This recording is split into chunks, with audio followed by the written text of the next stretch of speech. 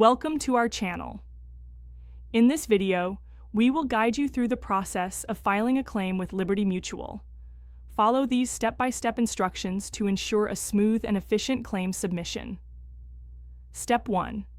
Gather information. Before you start the claim process, make sure to gather all necessary information.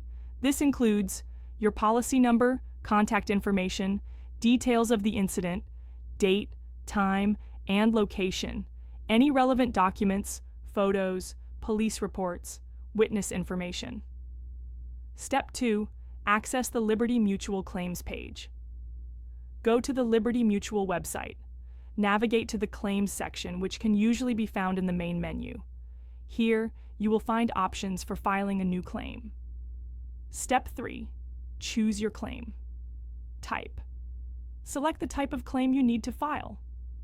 Liberty Mutual offers claims for various categories, such as auto, home, and more. Make sure to choose the correct one based on your situation. Step 4. Create an account or log in. If you haven't already, you will need to create an account with Liberty Mutual. If you already have one, simply log in. This account will allow you to manage your claim online. Step 5. Complete the claim form. Fill out the online claim form with the gathered information. Be as detailed as possible to provide clarity regarding the incident. Double-check your entries for accuracy. Step 6. Submit your claim. Once the form is completed, review it one last time and then submit your claim. You should receive a confirmation number that you can use for future reference. Step 7. Follow up.